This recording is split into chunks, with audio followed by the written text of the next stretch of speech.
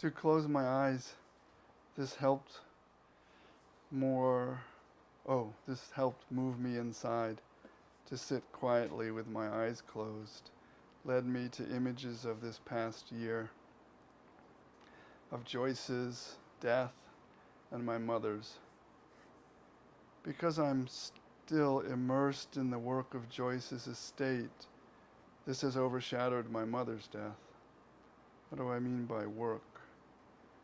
Joyce had named me as executor to her estate. What do I mean by estate?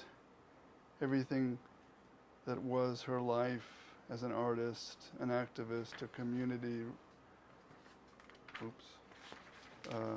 leader, an instigator. Everything she made, sculpted in particular, needed to be documented. Why did I take this on? Looking back now, what was it that kept me diligently caring for my aunt's things? She died unexpectedly as her sister, her older sister, my mother, was being admitted into the hospital for open heart surgery at 87 years old. A surgery that was supposed to go fine, that was projected to be a 3-month recovery with the prospects of many years to live with a new valve in place.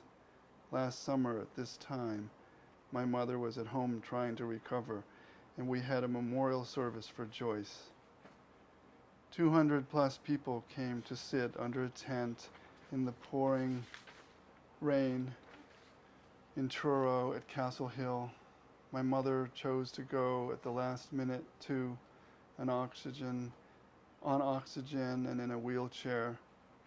She came to speak at her sister's service. In all this confusion, with my mother trying to get her strength back, I had organized the memorial. Contacted speakers, designed a program.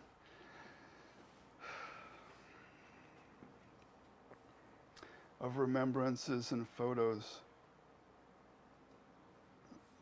But why did I take this on? I don't think I felt a choice was even on the table.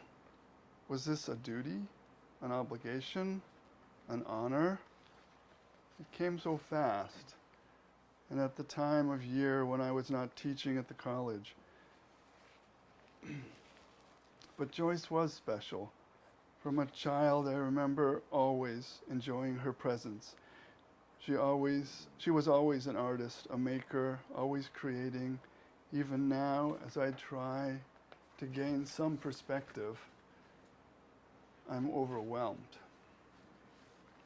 Did I do this because I'm the oldest, the son or nephew who was present, available, or also an artist? Was it because I also saw the importance of making sure her life was documented, recorded in the best way possible, even after the fact? It's a small house built into the side of a hill she built and full of her work. The music has ended. I've only barely touched this story. What thoughts were heard but not written? Something about that terrible crossing of lives. My mother in one room of the hospital preparing for surgery the next day, and her younger sister lying in another room, floors away, not conscious but still alive. This image sticks with me. The walls of her house, the green all around it, the vegetation. Anna Poor came to mind, and other speakers at Joyce's service. Anna's presence so strong. I also thought, why can't I get to my mother's death? How do I feel now? My stomach's tight, jittery, unsettled. My heart is sad. I feel heavy and thankful for the light breeze blowing in the window. What story am I telling? Getting a small purchase on the roots of this past year.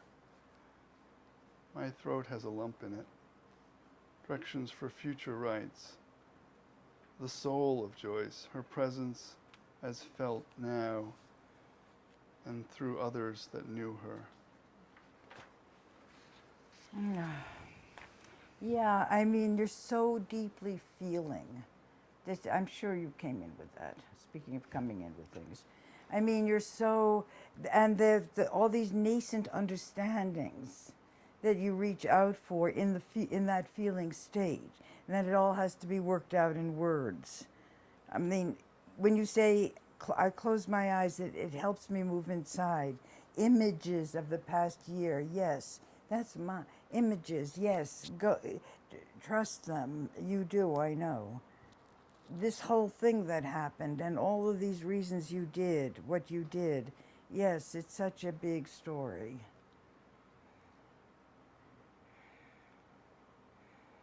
Getting a small purchase on it.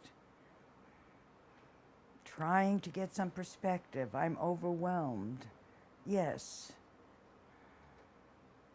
Yes, what do I mean by overwhelmed? Go for the easier stuff as a way into the harder, you know. Take the easy, which will lead you to the more elusive. Was it a duty, an honor? Go there.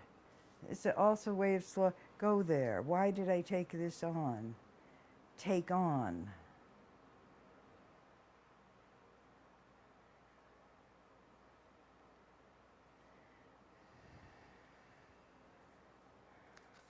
The images are where the meanings are. Well, I love hearing these rights. This was great.